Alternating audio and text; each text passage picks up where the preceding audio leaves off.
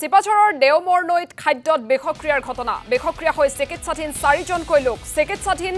নৰেন্দ্ৰ চন্দ্ৰ ডেকা ৰাজু ডেকা দেজি ডেকা কৃষ্ণশ্ৰী ডেকা মাছৰ কণী খাই অসুস্থ হৈ পৰে পৰিয়ালটো দেওমৰ নৈ সামূহিক স্বাস্থ্য কেন্দ্ৰত ভৰ্তি কৰোৱা হৈছে আটাইকেইজনকে আমি পুনৰবাৰ জনাইছো শিপাঝৰৰ দেওমৰ নৈত খাদ্যত বিষক্ৰিয়াৰ ঘটনা সংঘটিত হৈছে বিষক্ৰিয়া হৈ চিকিৎসাধীন হৈ আছে 4জনকৈ লোক চিকিৎসাধীন হৈ আছে নৰেন্দ্ৰ চন্দ্ৰ ডেকা ৰাজু ডেকা দেজি ডেকা কৃষ্ণশ্ৰী ডেকা মাছৰ কণী খাই অসুস্থ হৈ পৰে আটাইকেইজন লোক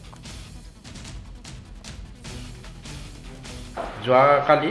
মানে ভোগৰ মাছ এটা কিনি আনিছিলোঁ ঘৰত এই ভোগৰ মাছটো আমি কণীখিনি আমাৰ ঘৰৰ মানুহ ৰাতি আমি ধৰ বইল কৰি ভাজি পেলাই খোৱা হৈছে ৰাতি শুই আছোঁ আমি এতিয়া ৰাতিপুৱা শুই উঠাৰ পিছত মুখ হাত ধোৱাৰ পিছত অলপ বমি আহিছে আৰু লগতে মানে পায়খানা আহিছে বমি 2-3বাৰ কৰি আহিছে পায়খানা এবাৰ কৰি আহিছে আৰু মানুহখিনি আমাৰ দুৰ্বল হৈছে আমি ঘৰৰ পৰিয়ালটো কেইজন পৰিয়াল আছিল আমি এতিয়া 6জন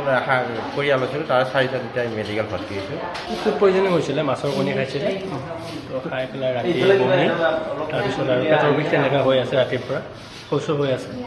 সেইটো মানে ৰাতিপুৱা লৈ অহা গৈছে আৰু কেইজন অনা হৈছে 4জন অনা হৈছে অসুবিধা কি হয় অসুবিধা এতিয়া মানে বমি হৈ আছে